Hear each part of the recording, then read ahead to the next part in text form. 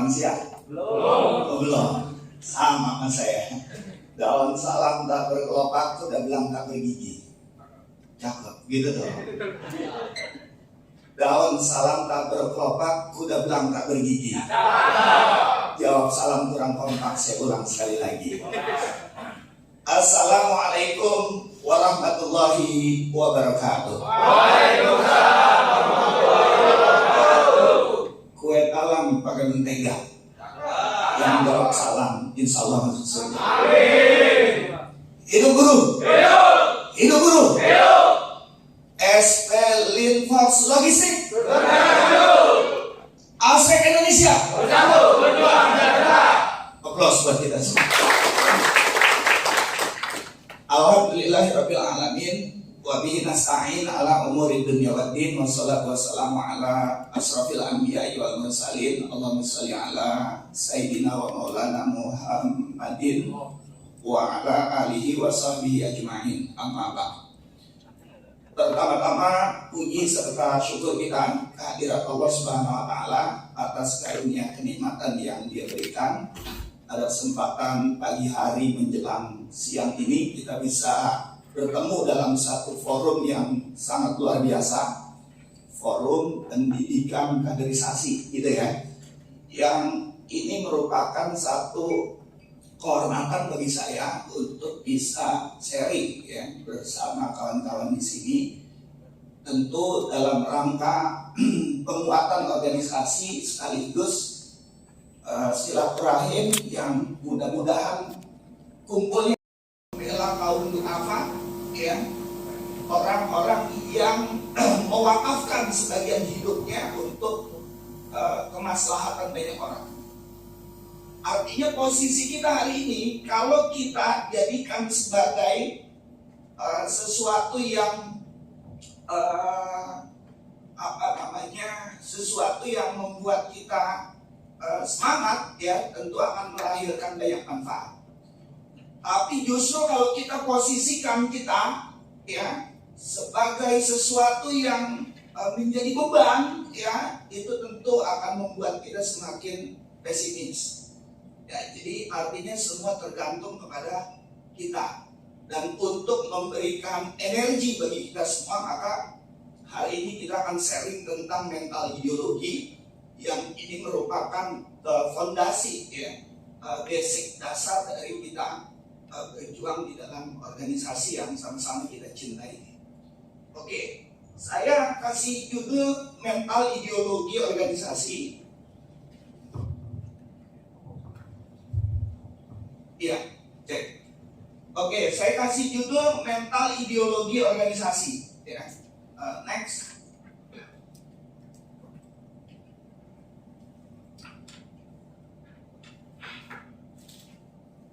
Bisa diklik. Lupa saya ingat bawa ininya, pointernya.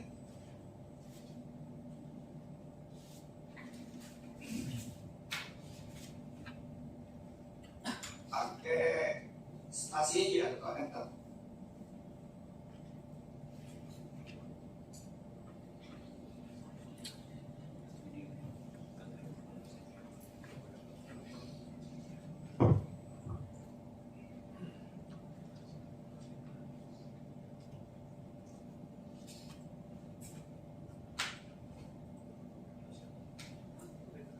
Bisa. Masih gangguan ya.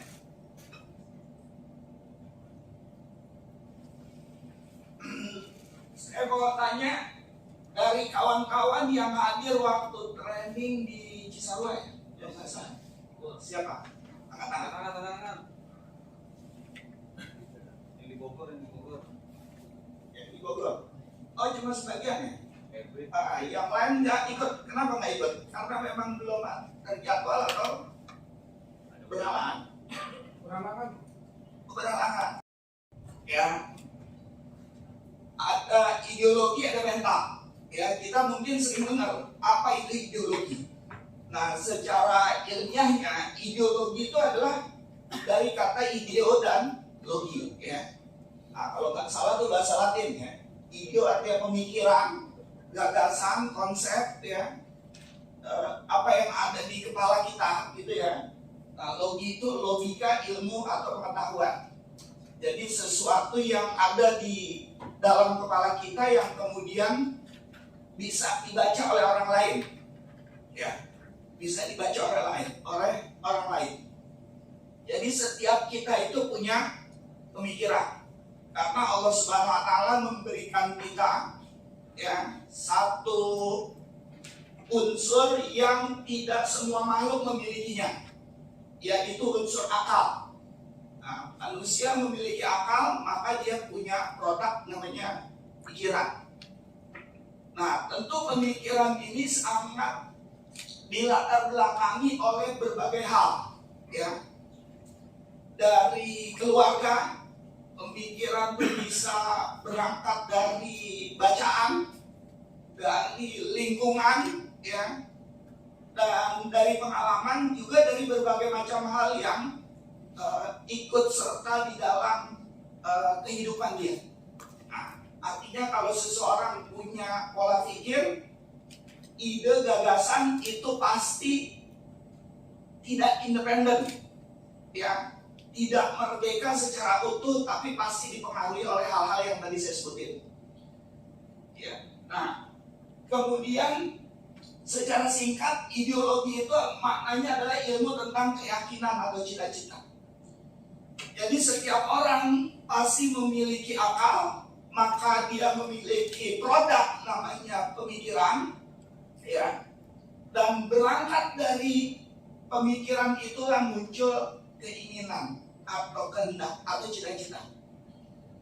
Jadi kalau dulu kita masih kecil ditanya cita-citanya mau jadi apa? Nah, contoh saya nih, saya cerita sedikit ya tentang cita-cita saya waktu saya sekolah SD itu ditanya, ya Rick mau jadi apa cita-citanya? Nah waktu itu saya selalu komitmen pengen jadi dokter. Sebab apa saya pengen jadi dokter? Sebab babe saya itu sering sakit-sakitan. Kalau dia udah sakit, kita harus ngantar berobat, biayanya mahal. Dulu belum ada BPJS loh. Ya. Dulu berobat yang paling murah di puskesmas, tapi masih bayar kan? Dulu masih bayar, ya.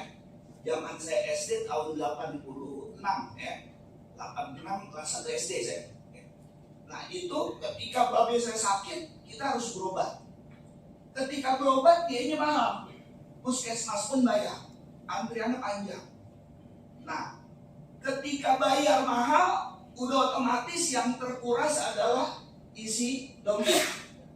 Nah akhirnya di dapur nggak punya beras, ya. Sahabat babe saya sakit, kita nggak makan, nggak makan nasi. Nah dulu waktu itu saya terpikir enak bener jadi dokter. Kadang babe saya datang itu cuma ditanya-tanya doang, ya. Sakit apa? Sakit begini, atau bayar. Dokter kan gitu kan? Habis ditanya, dia nulis-nulis, resep, ya cuma dikasih kertas doang kita, nebus sendiri kan. Kemudian udah kita bayar, ngobrol doang sama dokter. Supaya dapat obat, resep kita tebus di apotek, bayar lagi. Dalam hati saya nih, waktu saya masih kecil, enak banget nih jadi dokter ya, cepet kaya ini, gitu kan. Tapi minimal bisa ngobatin gratis, ya bapak kita sendiri, nggak perlu biaya mahal. Nah dari situlah saya terpacu untuk bisa jadi dokter. Sabab ada pengalaman, ya ada pengalaman yang masuk ke dalam pikiran saya, pokoknya harus jadi dokter. Nah terus saya tanya sama babe saya, gimana syarat jadi dokter? Ya kata babe saya, lu sekolahnya mesti pinter kalau mau jadi dokter mah. Ya kenapa mesti pinter? Lah sebab pertama harus bisa hitung-hitungan, begitu. Nah apalagi obat tuh bikinnya susah. Wah begitu ceritanya yang rumit-rumit. Wow berarti harus pinter matematika, pinter IPA. Wah di situ saya punya semangat supaya jadi dokter saya mesti pinter. Ya alhamdulillah qadarullah saya ranking 1 dari kelas 1 sampai kelas 6 SD. Ya. Jadi ada sebuah pikiran berangkat dari pengalaman tadi ya, kemudian informasi dan seterusnya, yang kemudian itu memicu ya semangat kita tentang keyakinan atau cita-cita. Nah, itulah yang disebut dengan ideologi. Nah, soal nggak tercapai, hari ini saya malah ada di buruh, nyambung kagak ya. Tapi kalau kata orang-orang dia dokter provokator, dokter yang ngasih resep soal perjuangan gitu kira-kira ya. Itu buruh. Ya, jadi soal tidak tercapai itu soal lain ya. Tapi itulah ideologi. Ya, ternyata ideologi itu sangat mempengaruhi seseorang ya dalam mengeluarkan energi atau berusaha untuk mengejar keyakinannya atau cita-citanya. Nah, kemudian kalau kita bicara mental, kemampuan seseorang mempertahankan pikirannya tadi yang tercermin dalam sikap dan perilakunya, ya, sikap dan tindakannya. Nah, jadi mental ideologi dan mental ini merupakan sepasang yang tidak bisa dipisahkan. Nah, jadi kalau kita pengen lihat ideologi seseorang, kita lihat mentalnya, ya, sikap dan tindakannya bagaimana. Ya, kalau dia takut, berarti pikirannya dicetek, ya, tahu cetek ya, pikirannya pendek, dangkal, gitu. Misal ada orang takut melompat, ya, dia takut, nggak jadi melompat. Nah, itu kita bisa baca ideologinya, pikiran cetek. Sahabat yang dia bayangin cuma jatuhnya doang. Kalau gua lompat, ntar gua jatuh. Kalau gua jatuh, ntar gua masuk rumah sakit. Kalau masuk rumah sakit, ya, gua nggak punya BPJS. Nah, itu yang membuat dia nggak berani lompat. Tapi kalau pikirannya dia panjang, bahasanya lompat emang jatuh, tapi gimana caranya supaya gue nggak jatuh?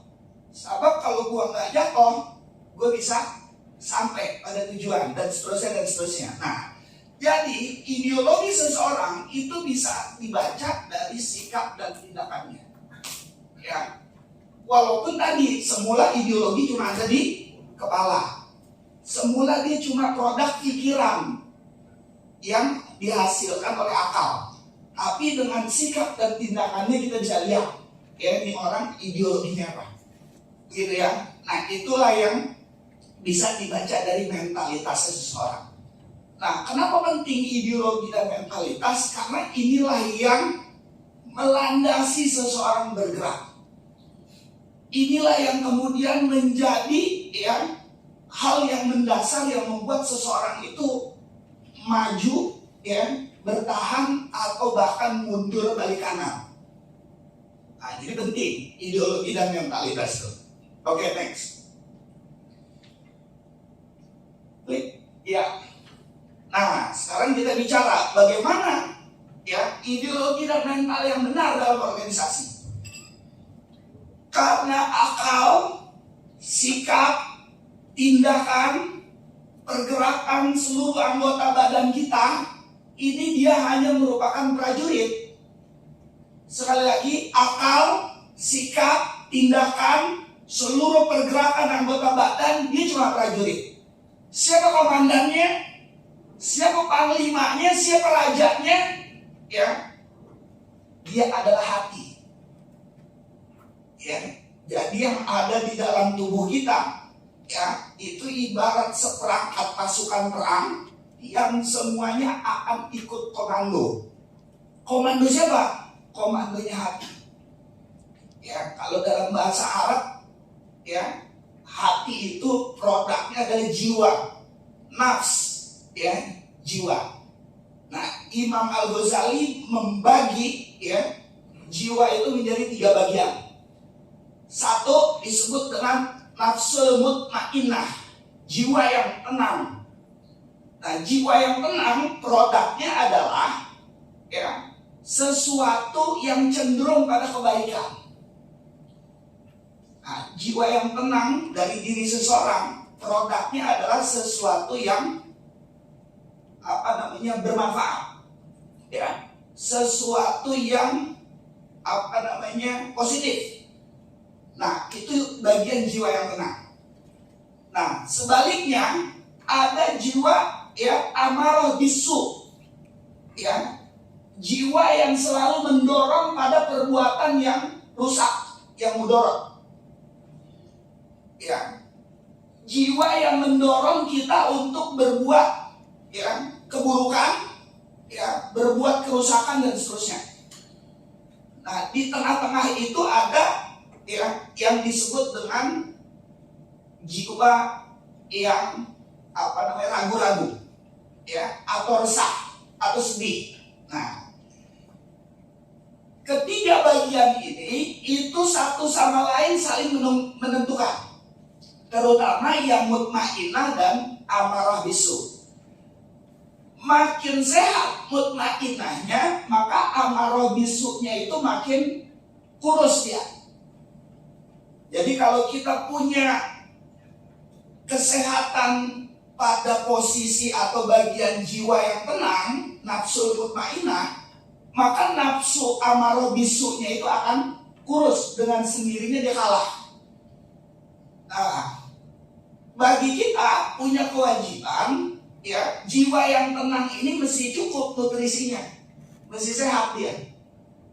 Ya, ketika kita menjalankan ibadah, ketika kita berkumpul dengan orang-orang yang benar, ketika kita hobi ngobrol sama para pejuang, jiwa mutmainnah kita itu akan sehat. Nah, kalau dia sehat, nutrisinya cukup, ya, maka jiwa atau nafsu yang cenderung pada kerusakan dia akan kalah. Ya, akan kalah dia, akan minoritas, ya, dan bisa dikendalikan dengan mutmainnah. Tapi sebaliknya, kalau kita hobinya ngumpul sama para pecundang, ya, sering ngobrolnya sama para penakut, ya, gaulnya sama orang-orang yang tidak membangkitkan semangat perjuangan, ya, maka jiwa amarah bisu kita itu akan mayoritas, ya. Yang sehat adalah justru pengaruh yang buruk, nanti mutmainnah kita kalah. Jadi jangan heran kalau orang yang dia tidak merawat nafsu mutmainnahnya, dia akan dengan sangat mudah melakukan tindakan-tindakan yang bermasalah. Nah, kesemua ini, ya, sangat menentukan akal pikiran, ya, sikap dan tindakan kita. Karena jiwa kita itu yang ada dalam hati kita adalah raja. Dia komandannya, panglimanya.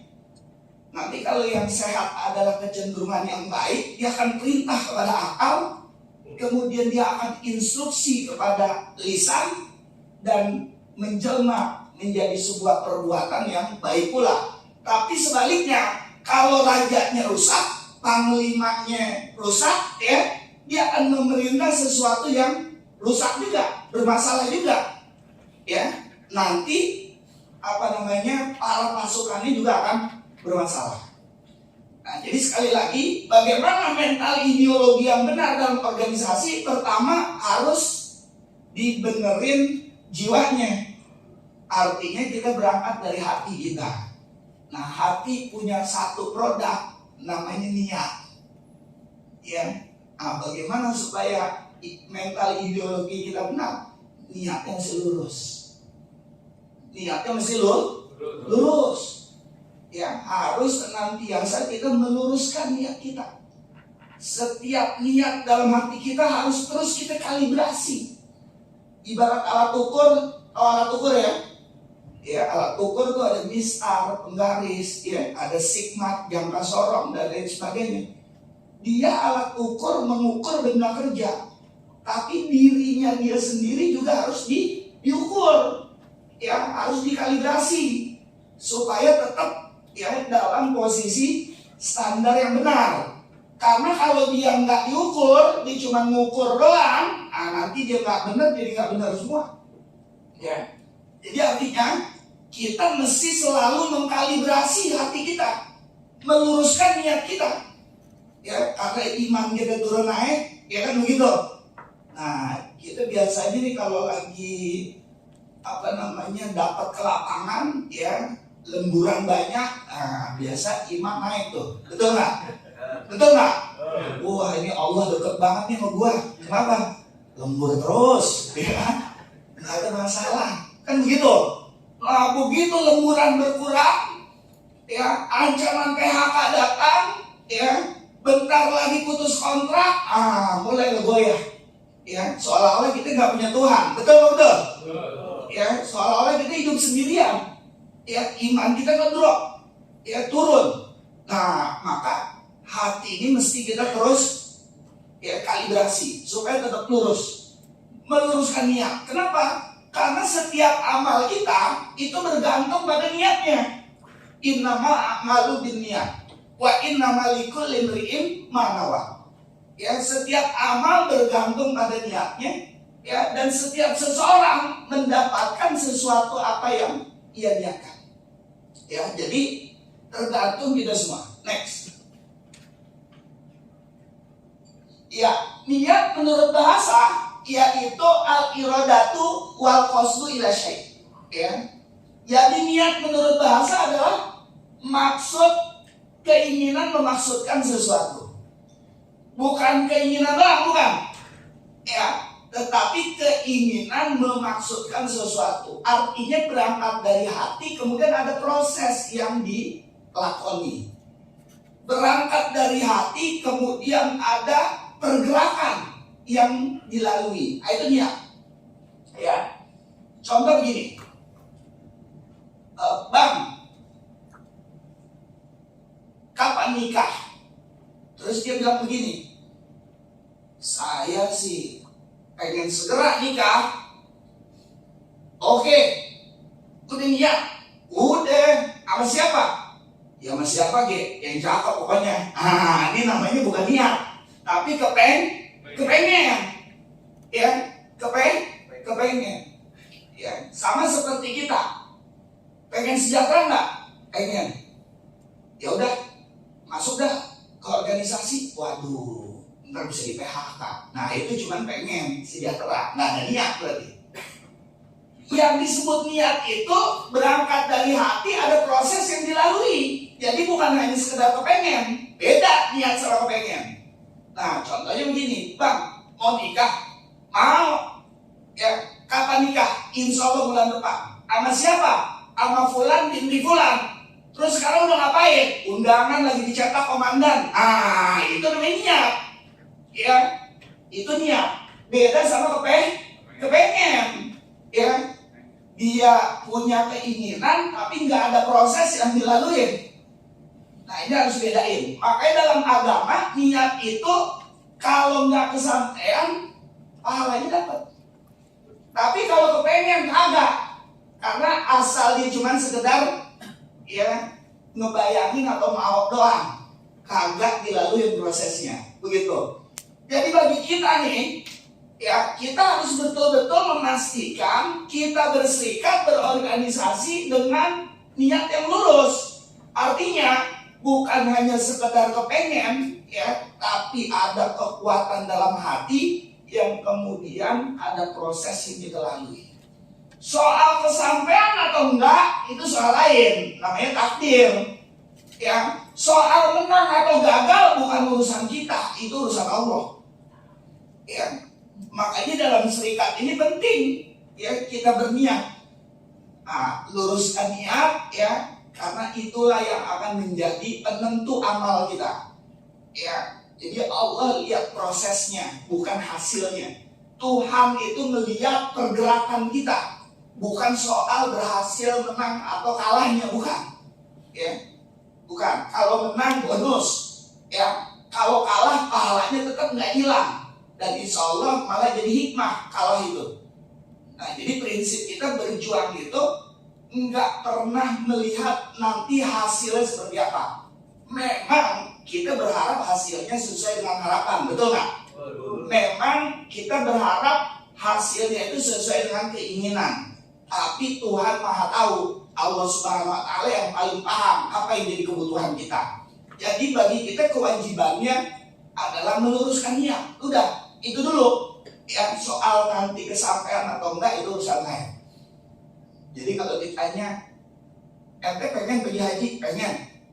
Ya, udah apa yang dilakukan? Ya, baru buka rekening aja sih, saldo mah nggak nambah-nambah. Insya Allah udah niat, ya. Sama Bapak, sama udah ada proses, ya. Buka tabungan haji, kan begitu. Tapi kalau cuma pengen sih buru-buru pergi haji, udah ngapain? Belum ngapain ini? Nah itu kepengen doang, ya. Kepengen nggak jadi ibadah, ya. Kepengen nggak dinilai sebagai sebuah keseriusan. Yang dilihat oleh Tuhan adalah niat, ya. Berangkat dari hati, ada proses yang dilalui. Begitu. Jadi kalau pengen sejahtera harus dijadikan yang menjadi niat kita, ya. Jadi nggak cukup, waduh pengen banget nih sejahtera, gitu kan? Pengen banget ini taraf hidup meningkat, pengen banget ini naik gaji, pengen banget ini dapat jaminan dan seterusnya. Tapi kan cuma kepengen, itu sama aja dengan menghayal. Karena apa? Karena tadi tidak berangkat dari keinginan kuat dalam hati, nggak ada proses yang dilalui. Ya, maka wajar kalau orang ini ketika diajak berjuang lehoi. Sama Bapak, emang udah nggak niat. Ya, jadi maunya hasilnya doang. Ada begitu? Yang begitu ada nggak? Hah? Banyak. Waduh, mesti istighosaku bro ini. Ya, banyak itu ya. Mudah-mudahan sih di Linfok enggak, saya percaya pejuang semua ini. Ya, hidup bro. Ya. Jadi kalau ada orang kita temuin dia pengen begini, pengen begitu, itu sebatas kepengen. Kalau dia nggak iringi dengan ya niat yang benar. Ya. Jadi harus ada proses yang dilalui. Oke. Kemudian next, lanjut. Ya. Pertanyaan ini silakan dijawab. Berserikat, apa yang kau cari? Ya, tapi jawabnya dalam hati aja masing-masing. Ya, saya nggak perlu tanyain satu persatu, gitu kan? Karena saya juga ya nggak butuh jawaban dari kawan-kawan, enggak. Yang butuh jawaban itu adalah kawan-kawan sendiri. Saya masuk Linfox tahun sekian, berserikat tahun sekian, jadi pengurus tahun sekian. Apa sebenarnya yang saya cari? Itu harus dijawab dalam hati kita. Apa kita mau cari kekayaan? Nemu nggak? Kalau enggak, berarti nggak usah berserikat. Kalau yang dicari adalah kekayaan. Kalau yang kita cari adalah karir, berserikat kira-kira ketemu nggak? Enggak ya? Enggak kan? Ya, ada yang nemu tapi setelah berserikat biasanya. Ya, mantan para pengurus biasanya, wah tempat saya tuh ada jadi manajer. Ya, ada yang begitu. Ya. Dipasang buat ngelawan temannya sendiri. Betul ya? Iya. Setelah tidak berserikat. Tapi hakikatnya ketika masih berserikat nggak ketemu kayaknya tuh. Saya pengen karir saya meningkat. Ternyata berserikat malah ambles karirnya, betul nggak? Saya dari tahun 99 masuk kerja sampai di PHK 2013, ya berapa tahun tuh? 99 2013, 14 tahun. Ya, pangkat terakhir masih operator. Ya, operator coba bayangin, 14 tahun operator. Ya, jabatan operator golongan 1D. 1D itu bahasanya apa ya? Udah kelotokan itu. Yang ke atas susah, ke bawah nggak mungkin. Ya. Nah, yang baru masuk dia 1A. Nggak lama ya, rentang waktu 5 tahun itu udah bisa 1E. Jadi harusnya setiap tahun itu 1A, 1B, 1C, 1D, 1E. Lesson 14 tahun 1D, coba bayangin. Pangkat terakhir itu, ya salah satu penyebabnya adalah karena berserikat. Rupanya begitu kita jadi pengurus, wah dimutasi pindu lain. Akhirnya rapot kita itu kagak pernah jelas nilainya. Ya, sahabat 6 bulan jadi anak buah si Anu, ya 6 bulan berikutnya bos kita udah ganti lagi. Atasannya bukan dia. Jadi rapotnya baru terus, nggak bisa diterusin. Ya ibarat kita sekolah mah pindah-pindah sekolahan. Ya gurunya juga keder. Ini mau dinilai bagaimana ini? Begitu. Jadi kalau kita terus bergerak di saat sepi, ramai, lapang maupun sempit. Nah, jadi sekarang kita tahu siapa yang paling kuat bertahan dalam perjuangan adalah orang-orang yang jiwanya kuat, jiwanya kokoh, jiwanya tangguh. Nah, barusan ngobrol sama Bro Teguh, ya. Nah, beliau sampaikan semua memang kembali kepada kekuatan, kemantapan jiwa kita. Kalau niatnya udah lurus, ya, maka spiritualnya juga kuat, ya. Nah, itu insya Allah perjuangan ini apapun yang kita hadapi, yang kita temui, itu tidak akan pernah menggoyahkan kita. Jadilah orang yang paling kekeh, ya, paling kuat bertahan. Ya, meskipun tentu itu kondisinya nggak enak buat kita. Kan nggak enak, karir kagak naik-naik, betul nggak? Gaji segitu-gitu aja, enak nggak? Nggak enak, ya. Apalagi kalau orang rumah, istri kita udah mulai ngompor-ngomporin. Ya, saya punya pengalaman tinggal di perumahan. Rata-rata kerja di tempat yang sama. Nah, yang bukan pengurus serikat, lembur 1 minggu berangkat. Kita 1 minggu ngopi. Kata yang di rumah istri, "Bang, tetangga sebelah udah berangkat itu. Emang abang gak di-setting lembur?" Nah, ya, udah mulai, ya kan? Nah, istri kita ketemu sama istri dia. Gua cerita itu, ya, tempat saya lemburan dibayar tanggal 15. Wah, istri tetangga cerah ceria, istri kita meremut. Sahabat dapat transport doang, lembur enggak. Mulai kita diprovokasi. Ya, berjalannya waktu, tetangga kita naik jabatan. Ya, tetangga naik jabatan. Istri kita naik pensi. Tensinya naik. Ya Allah, ya kan bang, gimana ini bang? Ya, kerja di tempat yang sama, masa kerja sama, ya, bosnya bisa jadi sama, gitu ya. Kenapa dia naik, abang enggak tuh, ya? Mulai itu, ya. Kita pengurus serikat pekerja sering itu begitu ngerasain, ya. Kalau belum pernah ngerasain begitu, berarti masih jauh ujiannya, ya, masih ringan.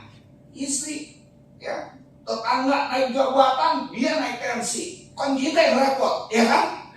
Waduh bang, gimana ini bang? Nah, tetangga kita nih, ya, ganti kendaraan, roda 2 jadi roda 4, ya, istri kita ganti penyakit.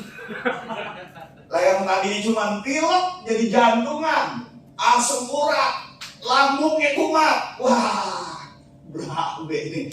Sahabat kita jadi pengurus serikat pekerja, sahabat kita berjuang di organisasi. Itu ujiannya tuh, godaannya. Maka kalau nggak mantep jiwa kita, nggak lurus niat kita, udah oleng. Besok langsung menghadap ketua serikat, ya. Waduh, mohon maaf lahir dan batin dah, ya. Anggap aja kita nggak pernah ketemu. Hari ini gue mundur. Ada yang begitu? Ada apa yang begitu? Waduh, ya. Jadi ini ujian buat kita, ya.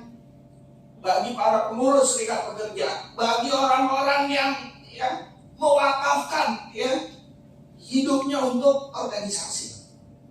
Nah, itu ujiannya pasti ada. Ujiannya pasti ada. Jadi harus mantap, ya, kekuatan jiwa kita. Itulah yang membuat kita bertahan. Ingat, sejarah membuktikan musuh dalam peperangan itu kalah bukan karena kekuatan senjata dari kita.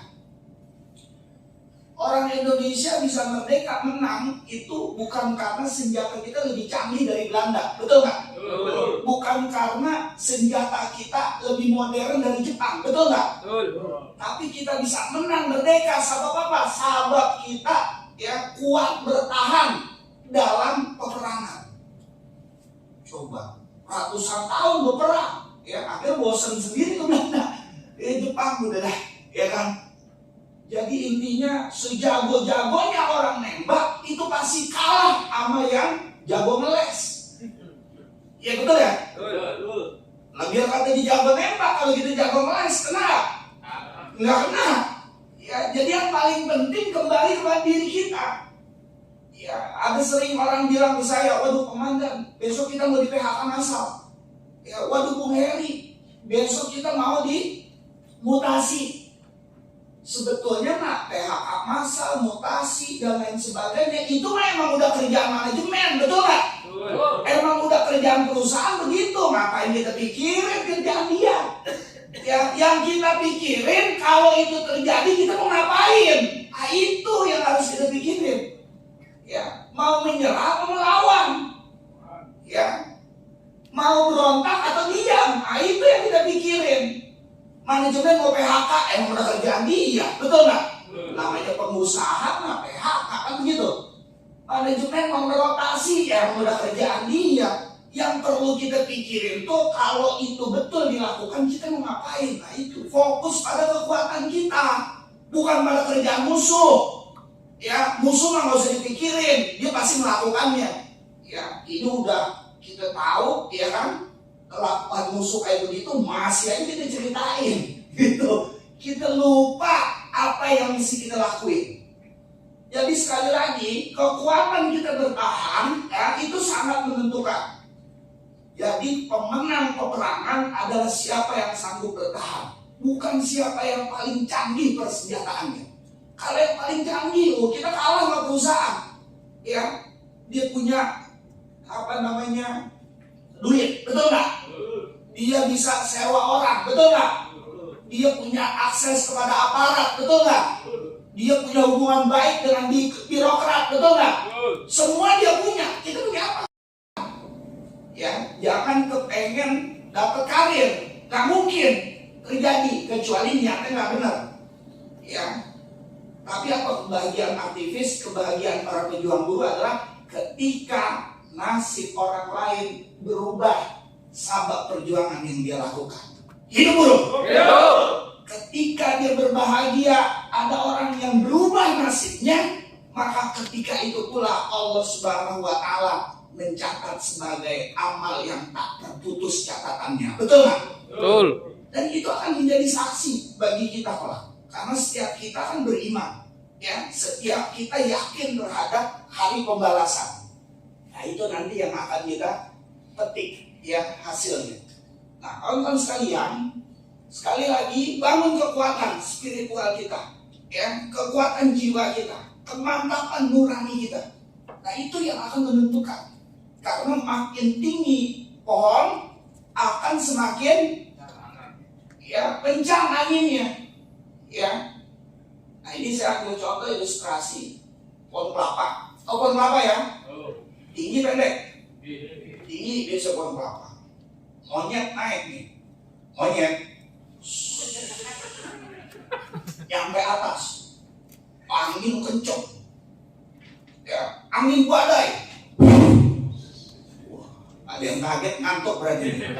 Tolong panitia ditambahin, ya, konsumsinya. Jadi ada angin badai. Itu monyet biar nggak pernah sekolah, dia tahu bagaimana cara dia selamat supaya nggak jatuh. Pegangan yang kencang, betul nggak? Betul. Ya, angin badai dia nggak jatuh, ya. Angin topan bertiup, nggak jatuh juga. Angin puting beliung, nggak jatuh juga monyet. Monyet bisa menyelamatkan diri ketika berbagai macam angin yang sangat kencang menerpanya. Tapi begitu ada angin sepoi-sepoi masuk ke hidungnya, naik ke ubun-ubun, dilupa pegangan, jatuh nggak? Kadang-kadang aktivis buruh begitu, diancam PHK, lawan. Mau dimutasi, lawan. Ya, lulus dalam ujian kesulitan, dalam ujian kesempitan. Begitu diuji dengan kenikmatan, ya, diuji dengan fasilitas, udah nggak usah kenceng-kenceng, ya. Berapa pengennya, ya kan? Coba tolak, wah, tolak, ya. Lama-kelamaan banyak kan ngitung juga, lumayan. Persis kayak mau. Aplaus buat kita semua.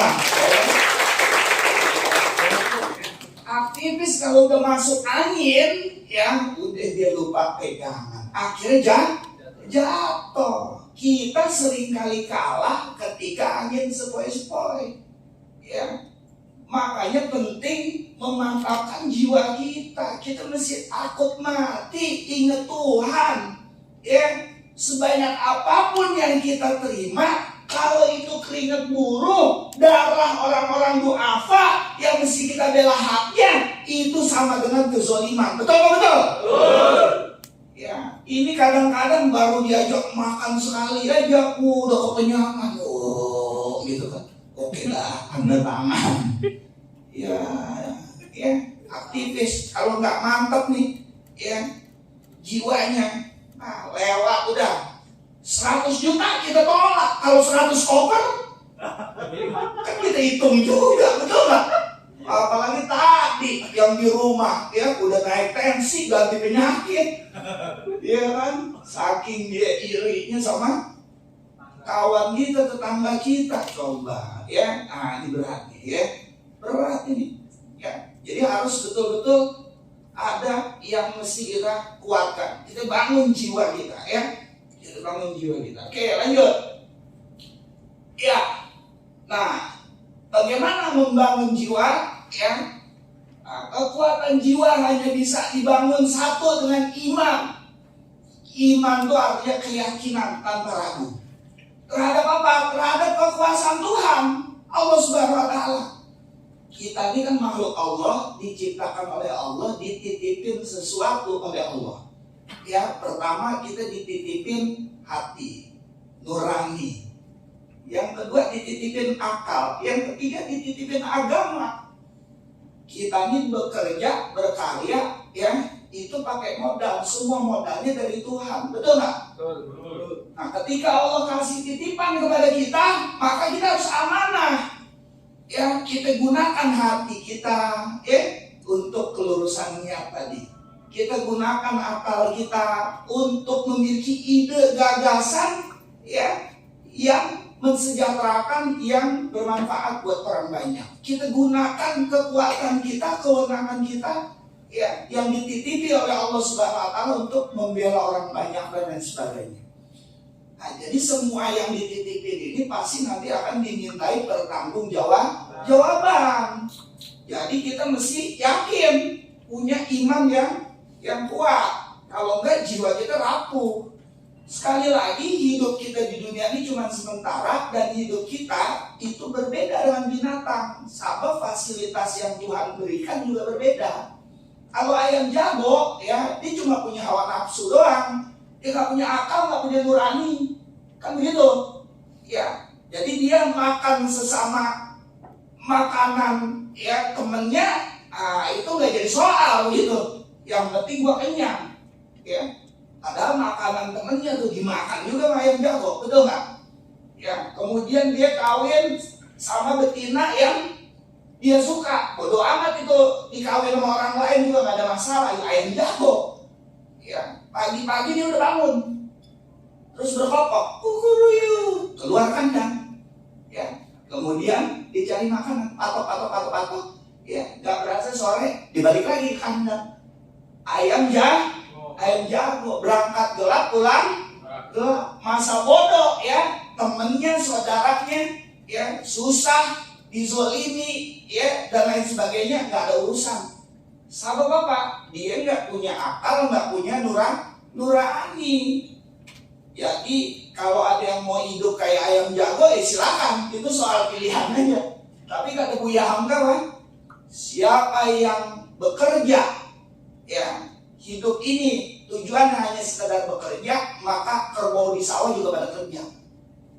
Siapa yang hanya sekedar hidupnya ya ingin mendapatkan makanan, ya maka monyet di hutan belantara pun pada makan.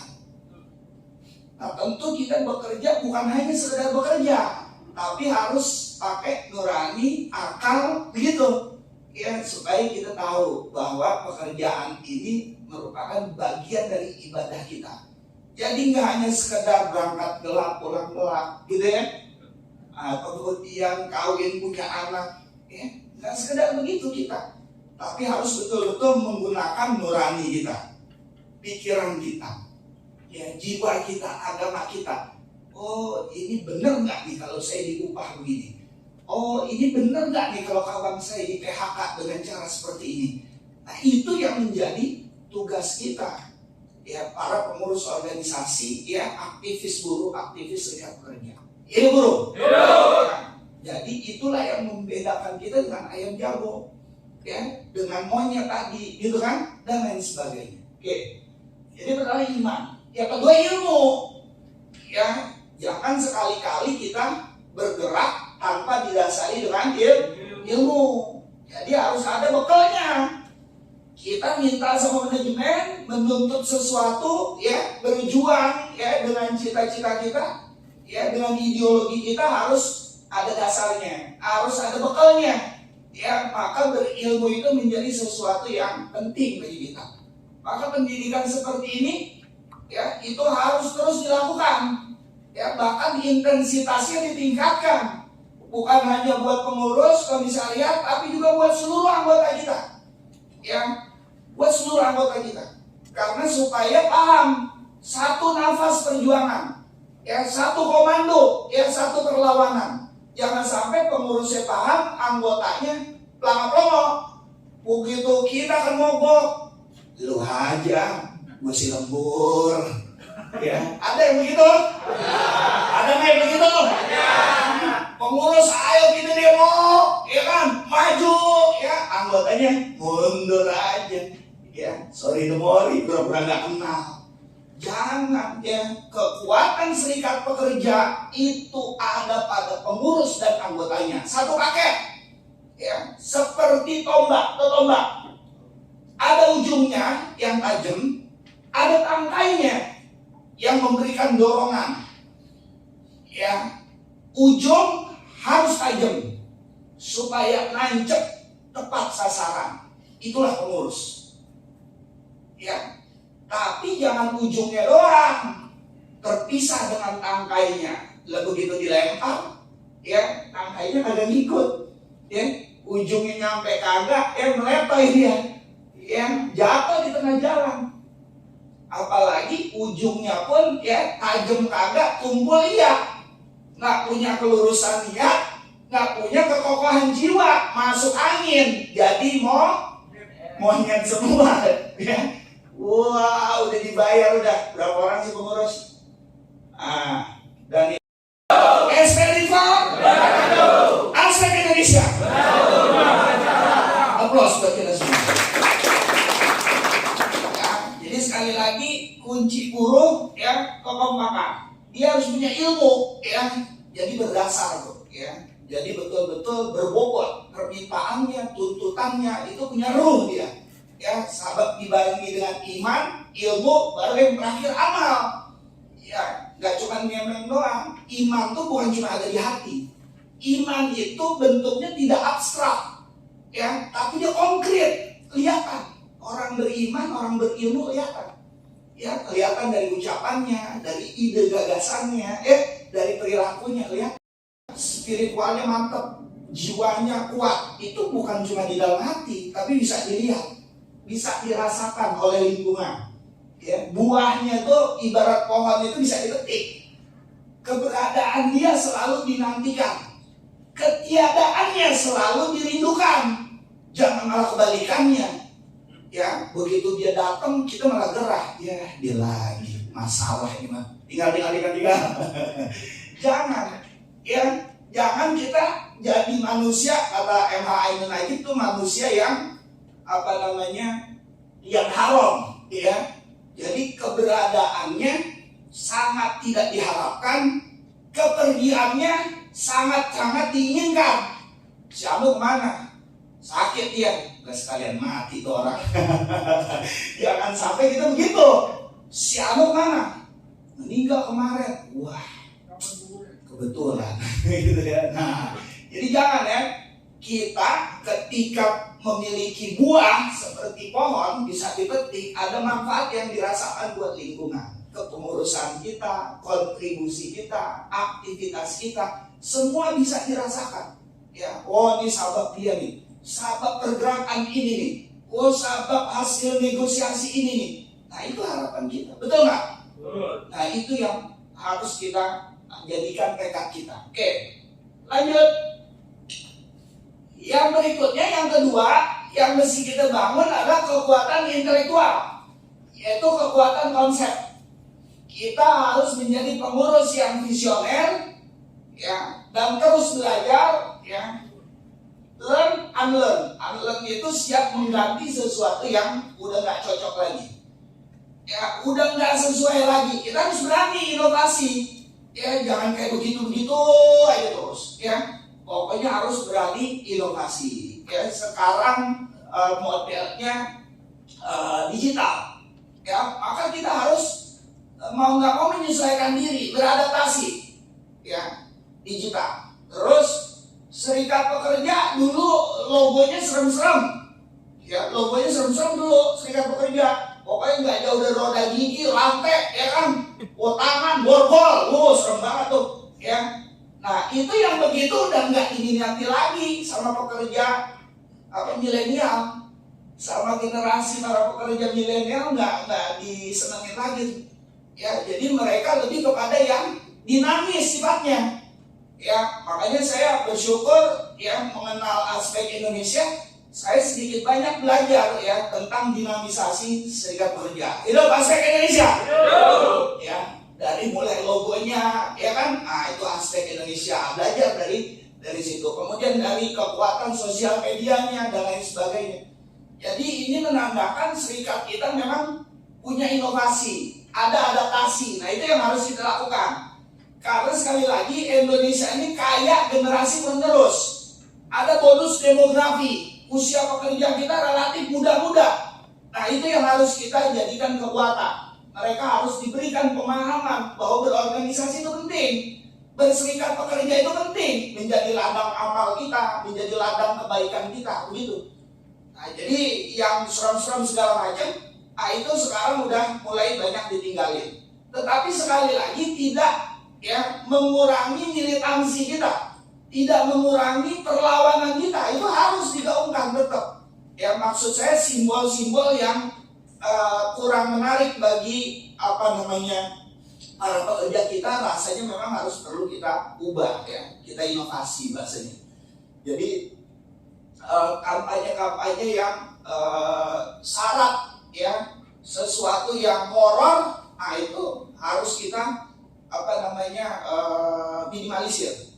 Ya contoh misalnya kalau mogok kerja, ya, bahwasanya konsep kita, pikiran kita lebih kepada upgrading diri kita. Jangan mikirin kerjaan musuh kita. Musuh kita siapa? Oh, manajemen yang zalim. Nah, dia memang udah pasokan hujan tercurah supaya pohon kita tumbuh subur dan berbuah. Sabab itu semua di luar kendali kita, betul nggak? Cuaca itu dikendalikan oleh Allah Subhanahu Wa Taala. Mau hujan mau panas itu kita nggak punya kekuatan. Kita fokus menanam supaya berbuah. Oh cuaca panas, kita fokus gimana supaya pasokan air itu nggak berkurang. Apa perlu kita gali sumur? Apa perlu kita ya gali parit, ngalirin air yang ada dan seterusnya. Jadi fokus kita bagaimana pohon bisa berbuah, bukan fokus pada cuaca. Cuaca di luar kendali kita. Ya. Nah kemudian kalau hujan terus-menerus, gimana pohon supaya nggak busuk? Kebanyakan air, apa kita bungkus, ya kan? Apa kita kasih pelindung dan lain sebagainya. Jadi sekali lagi banyak serikat pekerja yang fokus pada kerjaan manajemen, fokus pada kelakuan pemerintah. Kok pemerintah kejem? Dipikirin pasti dilakuin kan dia. kita nih, Serikat Pekerja Linfox Indonesia punya anggota berapa? Ya. Kemudian yang masuk usia pensiun berapa? Wah, ini yang bermasalah ada berapa? Kalau kita mogok kekuatannya 100% atau enggak? Ya, kalau kita unjuk rasa ini dahsyat atau enggak? Begitu. Nah, kebanyakan kita fokus sama pihak lain, musuh-musuh kita enggak mengobjektifikasi. Akhirnya apa? Yang kita lempar itu granat tapi isi tahu. Banyak serikat pekerja mogok, unjuk rasa, gagal. Sabab apa? Ngelempar granat isinya tahu. Ya, cuma belepotan doang di muka manajemen. Ya, gitu. Udah gitu dia lakukan serangan balik. Mati semua kita. Ya, ada yang begitu kan? Ada nggak yang begitu? Iya, maju, serang begini. Dia nggak tahu di belakang pada lembur semua. Iya. Ya, kita mesti sadar ya kekuatan diri kita. Nggak usah mikirin manajemen, nggak usah mikirin pemerintah, nggak usah mikirin musuh-musuh buruh. Emang kerjaannya dia akan melakukan kesewenang-wenangan. Coba pikirin kita bagaimana nih anggota kita? Udah pada paham betul nggak? Ya, posisi omnibus law. Udah pada ngerti belum nih sama PKB? Ya, udah siap belum nih? Ya, secara maksimal kalau mogok. Udah satu komando belum kalau unjuk rasa? Itu yang kita pikirin. Jadi kita sibuk dengan kekuatan kita. Ya, sibuk dengan tanaman yang kita rawat supaya berbuah. Soal cuaca, panas, hujan, petir, badai itu enggak ada dalam kendali kita. Nggak bisa kita kendaliin. Kita kan nggak bisa, manajemen jangan PHK dulu dong, ya kan? Lagi zaman susah ini, terus dia nurut begitu. Kira-kira begitu nggak? Enggak. Manajemen jangan suka mutasi-mutasi dong, kesian nih, ya kan? Pakai nurani dong, ya kagak bakalan, betul nggak? Kita fokus sama kita. Nah ini, kemampuan ini yang harus kita pakai. Next, lanjut. Ya, bagaimana membangun konsep intelektual? 3 hal juga. Peningkatan skill, keterampilan, ya, keterampilan negosiasi, keterampilan membedah undang-undang, keterampilan mengatur strategi perundingan, keterampilan mogok kerja, keterampilan unjuk rasa, keterampilan macam-macam harus kita bekali. Ya, diri kita, pengurus dan juga seluruh anggota kita. Nah, nanti intelektualitasnya akan meningkat. Yang kedua, knowledge, pengetahuan. Yang informasi, komunikasi, ya itu harus deras, ya harus bisa diakses. Hari ini minat buruh membaca tulisan itu sangat minim. Nah, kenapa? Karena orang sekarang udah bosan baca-baca broadcast tulisan tuh bosan. Ya. Kemudian ngedengerin voice note, suara juga sudah rada minim, ya. Jadi sebetulnya seperti tadi, berapa lama saya nyampein? Ya 1 jam juga udah kelamaan sebetulnya. Tapi Bung Samsul minta yang lama aja bang, gitu yang lama. Jadi sekarang ini yang diminati adalah audio visual. Nonton film itu lebih efektif. Buatlah ya film-film pendek tentang perjuangan buruh, informasi-informasi edukatif ya yang mendidik ya buat anggota kita. Nah, media itulah yang efektif menjadi doktrin ya, menjadi nilai-nilai yang bisa dengan efektif diserap. Gitu. Jadi ini yang harus kita ketahui kebutuhan anggota kita. Bagaimana negosiasi segala macam. Nah, itu penting ya, meningkatkan pengetahuan. Nah, yang ketiga, attitude, komitmen, konsistensi, keistiqomahan. Ini penting dan ini mesti dirawat. Ya, kita berharap mati dalam keadaan husnul khotimah, betul nggak? Husnul khotimah artinya pengakhiran hidup kita dengan cara yang baik. Ya, husnul khotimah. Husnul khotimah itu cuma bisa didapat oleh orang-orang yang istiqomah. Orang yang nggak pernah berjuang, nggak mungkin ujuk-ujuk matinya lagi berjuang, betul nggak? Lah orang dia hobinya jalan-jalan, ada orang hobinya olahraga, itu nggak jauh, meninggalnya nggak jauh dari lapangan udah, kan begitu. Ya, bukan berarti saya menentukan, ini berdasarkan pengalaman ya. Orang mau olahraga biasanya nggak jauh-jauh meninggalnya di lapangan, ya. Habis main futsal, habis main volley. Nah, karena dia emang hobinya di lapangan. Ada orang yang hobinya nonton, ya, jepongan, dangdut, macam-macam lah gitu kan. Hobinya ke tempat hiburan, nggak jauh, ya. Matinya juga di, ya, nggak jauh. Jadi sebetulnya kalau kata Ustadz nih, ya, kita mau mati model bagaimana itu bisa kita rencanain. Ya, dengan cara apa? Dengan cara cari pilih hobi yang kita di akhirnya kepengen kayak gitu. Yang hobinya ke masjid, insya Allah nggak jauh dari masjid matinya. Yang hobinya ngaji, insya Allah. Ya, yang hobinya berjuang juga sama. Ya, nggak meleset jauh-jauh amat begitu.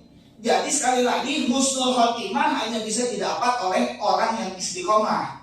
Kalau dia istiqomah, konsisten, berjuang, ya, di serikat buruh, insya Allah nggak jauh. Meninggalnya juga dengan cara dia lagi berjuang. Mudah-mudahan kita demikian gitu. Amin ya rabbal alamin. Ya, nah sekarang kita mau husnul khotimah, kuncinya istiqomah. Nah, supaya bisa istiqomah mesti berjamaah. Udah itu, mesti berjamaah, mesti bareng-bareng. Karena kalau kita sendirian kagak ada yang ngingetin, nggak ada yang nyerewetin. Ya, kita nggak berserikat nih, udah kerja aja tuh. Ya, kayak jago, gitu ya. Wah, berangkat gelap, pulang gelap, ya, kawin, punya anak, makan, ya, kemudian apa lagi? Ya udah begitu aja dah. Ya, tapi kalau berserikat berjamaah beda lagi. Ya, pulang nggak langsung pulang, betul nggak? Ada rapat, ada pendidikan, ada unjuk rasa, ada demo, wah segala macam. Nah, kalau kita nggak hadir, kawan kita ngingetin, woi kemana? Ya, kumpul dulu sini.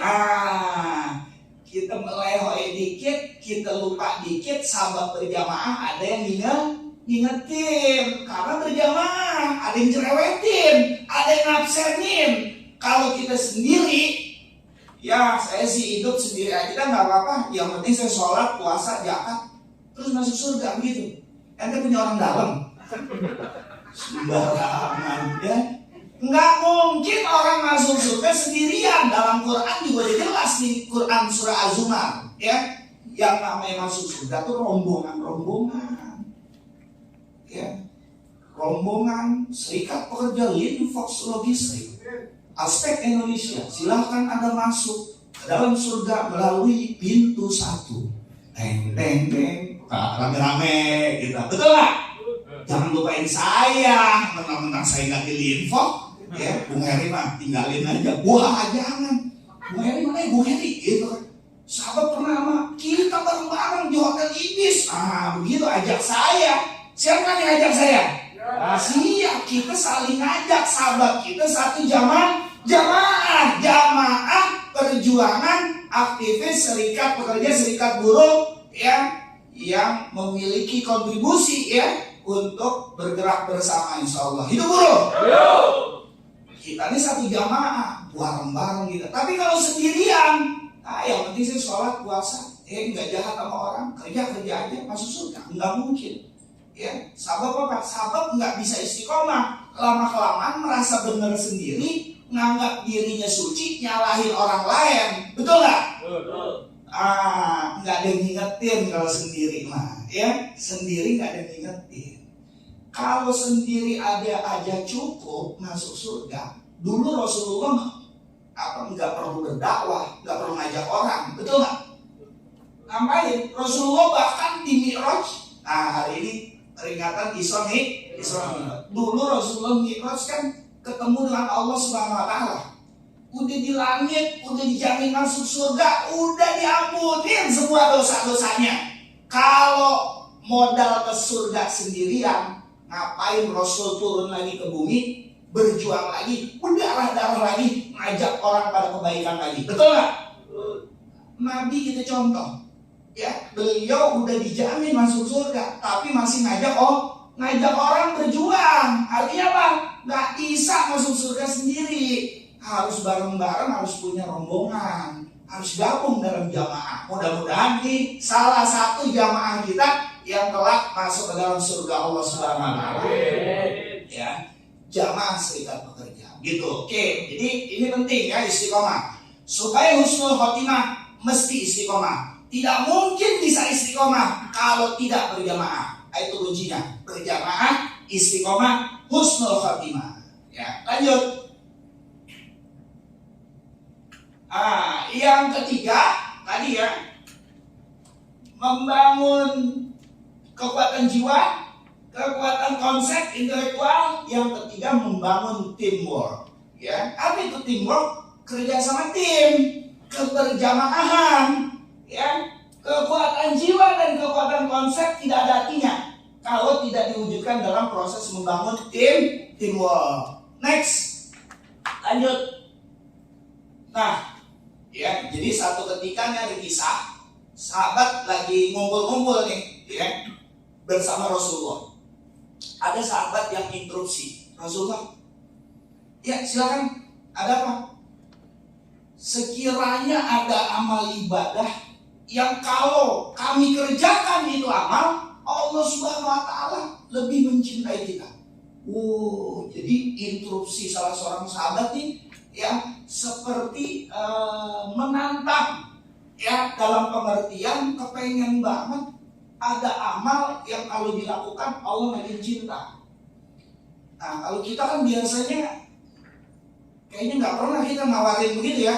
Coba bilang, Pak Ketua, Pak Komandan, seandainya ada kerjaan serikat pekerja, ya, yang bisa saya kerjain, saya garap sekarang juga. Ada nggak yang pernah ngomong gitu? Nggak ada ya, jarang kayaknya ya. Palingan juga kalau dikasih tugas, kayaknya jangan saya dulu dah, yang lain dulu dah. Gitu ya. Tapi kalau sahabat demi kebaikan, interupsi kepada Rasul, ya, kalau ada amal pekerjaan yang membuat Allah makin cinta, kita siap Rasul. Rasul terdiam. Ya, kemudian turunlah Quran surah As-Saff. Ya, Quran nomor urut 61 ayat 1-14. Ayat keempatnya berbunyi, Innallaha yuhibbul ladzina yuqatiluna fi sabilihi shaffan ka'annahum bunyanun marsus. Sesungguhnya Allah mencintai orang-orang yang berjuang di jalannya, berperang di jalannya, melawan kezaliman, ya, melawan kemungkaran, ya. Ia berjuangnya dengan cara barisannya teratur, seolah-olah seperti bangunan yang kokoh. Jadi sekali lagi, yang dicintai Allah berjuang dengan cara barisannya teratur kayak bangunan yang kokoh, nggak berjuang sendiri-sendiri. Kalau berjuang sendiri-sendiri pasti motifnya pribadi. Bung Samsul kurang upah, ya, kurang gaji, protes langsung ke HRD. HRD, naikin gaji saya. Kira-kira langsung dinaikin nggak? Kagak. Situ minta naik gaji 1000 orang, yang lain nggak pernah komplain. Situ kalau nggak suka berhenti aja dari sini. Tuh, berjuangnya sendiri. Tapi beda kalau yang ngomong ketua serikat pekerja Linfok. Ya, bos, kayaknya nih karyawan masih kurang gajinya nih. Ya, udah tanggal berapa ini? Ya, udah ganti tahun ini. Upah minimum udah turun ini. Ketetapannya harus naik. Mikir nggak manajemen? Mikir. Oh iya.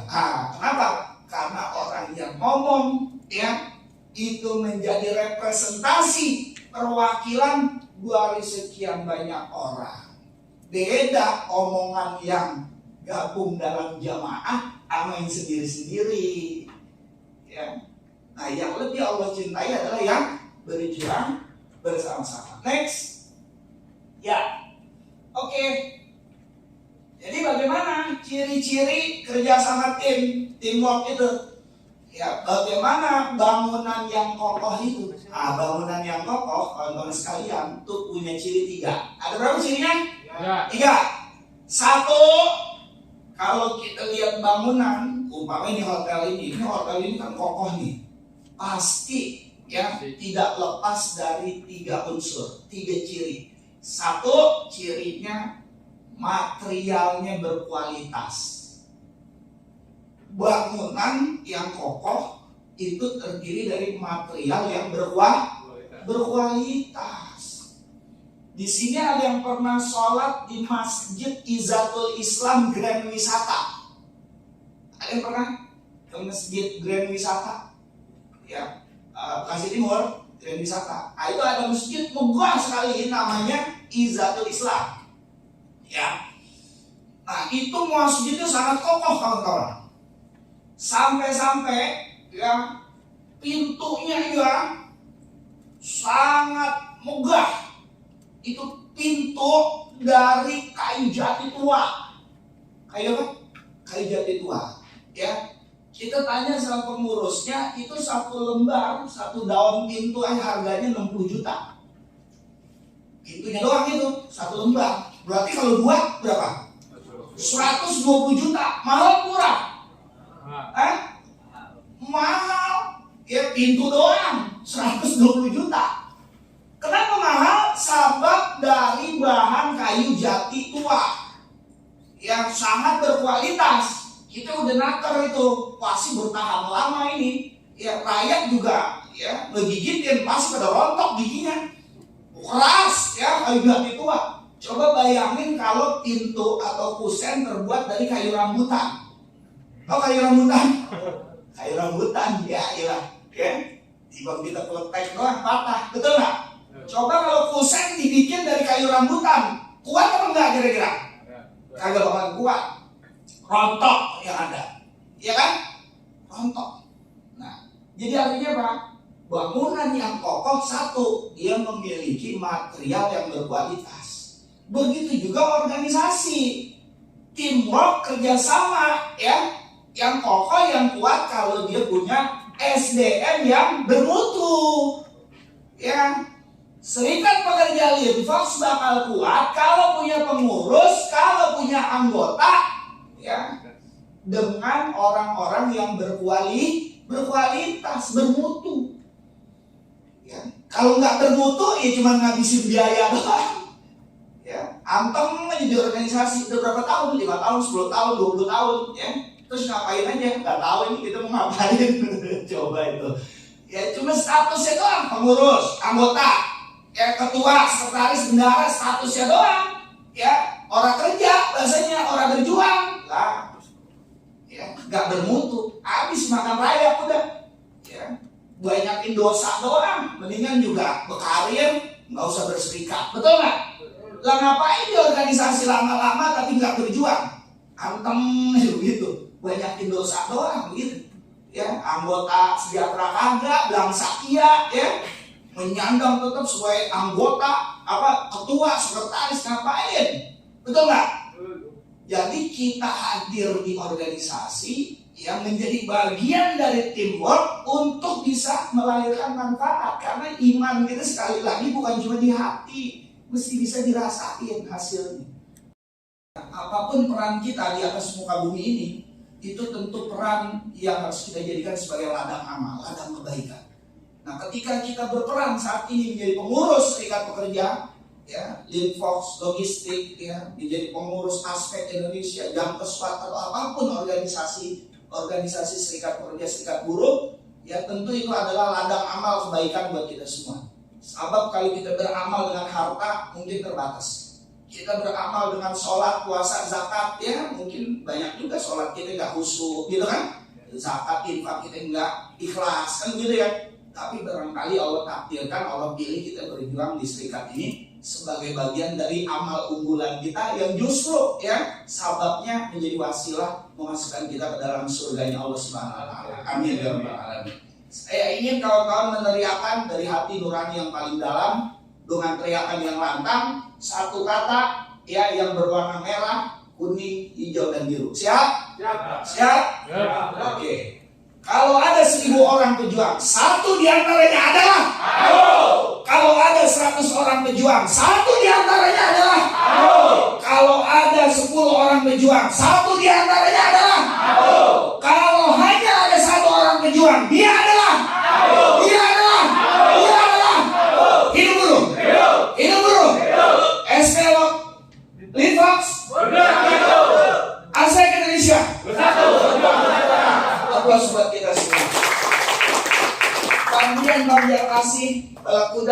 sawah. Sekian, terima kasih. Mohon maaf kalau ada yang salah. Bang Soleh makan pepaya, Pak Atik makan bolu kubus. Kalau ada oleh-oleh buat saya, ambil plastik tolong dibungkus. Billahi taufiq wal hidayah. Assalamualaikum warahmatullahi wabarakatuh.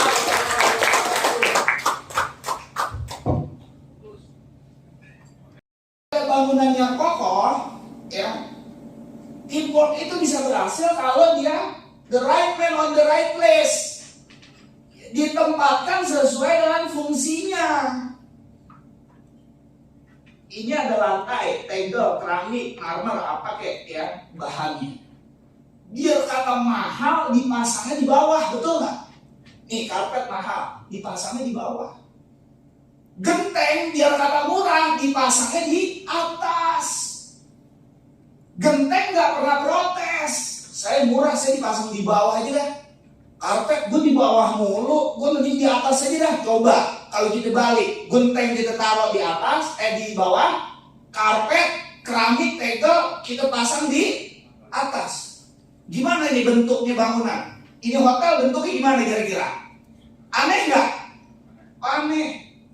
Pintu yang mestinya ditaruh di depan, ya, dia pengen dipasang di belakang. Kamar mandi harusnya di belakang, pengennya ditaruh di lobi. Coba, aut-autan nggak kira-kira? Aut-autan, ya, berantakan pokoknya, nggak beres, betul nggak? Jadi artinya apa? Kita sebagai orang yang diberi amanah oleh organisasi, jangan pernah merasa lebih penting dari yang lain. Lu sih enak bendahara, megang duit mulu. Gua sekretaris nyamper aja kagak ada duitnya. Wah, nggak boleh. Ya, jalani peran fungsi kita dengan baik di organisasi. Meskipun kerjaan kita cuma nyatet doang. Ya gue sih megang duit, cuman kan duit organisasi bukan duit gua, gitu kan? Kayak kagak punya dia gua, gitu ya. Jadi apapun yang jadi tugas kita, amanah kita jangan iri sama yang lain. Jangan merasa lebih penting dari yang lain. Semuanya penting. Ya, tanpa kita, tanpa kawan kita, nggak mungkin ada bangunan yang kokoh. Ini keramik biar kata di bawah diinjak-injak dia senang. Sebab apa? Emang fungsinya di bawah. Besi biar kata kuat, keker, nggak pernah dia nongol di dalam. Betul nggak? Tapi kalau bangunan kagak ada besinya, rontok nggak? Rontok. Ya, nih jantung kita, biar kata kita tidur kan dia berdetak terus, betul nggak? Nggak pernah kita melihat dia kerja, dia nggak kelihatan. Tapi kalau dia nggak kerja, lewat kita, koit kita, betul nggak? Ya, jadi artinya apa? Sekali lagi, dalam teamwork, kerja sama tim, jangan ada yang pernah merasa lebih penting dari yang lain. Semuanya penting. Ketua penting, sekretaris penting, bendahara penting, komisariat penting, anggota juga penting. Betul nggak? Betul nggak? Jangan ada yang merasa lebih penting. Kita semua saling berkontribusi. Itu kan jabatan cuma pembagian tugas aja, betul nggak? Sekarang si A jadi ketua, oke kita satu komando, dia imamnya. Ya, sekarang saya pegang duit. Nah, dia bagian nyatet. Ya, dalam rangka menghasilkan satu produk, ya, makanan yang enak, betul nggak? Dulu waktu saya di PUK, saya sering kecil, wah Bung Heri sih udah urusan Bung Heri, udah panas aja bawaannya, gitu.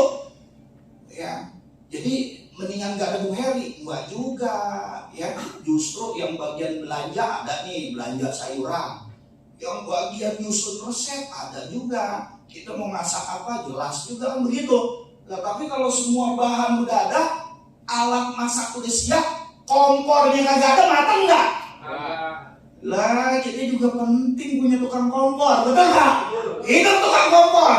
Mana berigas? Hidup bro. Berigas aspek Indonesia. Nah, jadi penting, jangan dikata wah dia mau bagian kompor, nggak apa-apa. Masakan kalau kagak ada kompornya nggak bisa mateng, betul nggak? Jadi kita bagi-bagi tugas. Tapi Bung, dia mah ya kompornya kompor gas. nggak apa-apa kompor gas, yang penting masih bisa disetel. Kapan kencang, kapan pelan. Biar kata kompor, yang penting sumbunya masih bisa diatur. Betul nggak? Satu komando, begitu. Waktunya kenceng-kenceng, biarin aja, acak-acakan, begitu. Karena tanpa kompor masakan kagak mateng, betul nggak? Iya, jadi kan nggak semua kita harus nyatet. Wah, kalau kita lihat ketua, wah profilnya adem ayem, wah tenang tapi menghanyutkan. Wah, sekretaris, wah ini nih rajanya hitung-hitungan, wah teliti, jelimet, pemikir. Nah, gitu. Bendahara, wah apalagi, pokoknya asal demo, mogok, unjuk rasa, training, jor-joran semua dikasih duit ke dia. Orang bukan duit dia, kan begitu ya. Nah, jadi semua kita berbagi tugas dalam rangka tadi menciptakan satu bangunan yang kokoh, ada sinergi, ada kolaborasi. Ya, pembagian tugas biasa. Jangan ada yang merasa lebih penting dari yang lain. Nah, itu cirinya. Jadi, yang ketiga adalah endurance of excellence. Bangunan yang kokoh, ya, itu cirinya adalah lolos ujian. Ya, lulus ketika diuji. Ini hotel megah, belum tentu dikatakan kokoh, ya. Kalau ketika cuaca berubah, ya, dia masih luntur catnya. Ketika cuaca berubah, dia bergeser jendelanya, rontok, ya, semennya. Jadi yang namanya bangunan yang kokoh itu memang harus melewati ujian, tidak lekang, ya, dengan panas matahari, tidak lapuk tersiram hujan. Begitu baru bisa dinyatakan kokoh. Organisasi serikat pekerja yang kokoh itu harus siap diuji, ya, harus lolos, ya, ujiannya macam-macam, pengkhianatan, ya, penipuan, ya, apalagi penggembosan, harus diuji, harus tetap bertahan, tim harus solid, bahasanya, luruskan niat, bahasanya. Anggota kita berkurang, komandan, nggak apa-apa, ya, kita pertahankan kapal perjuangan ini sampai, ya, ujungnya di mana. Kalaupun harus tenggelam bareng-bareng, begitu. Jangan ada istilah kata balik, ya, arah.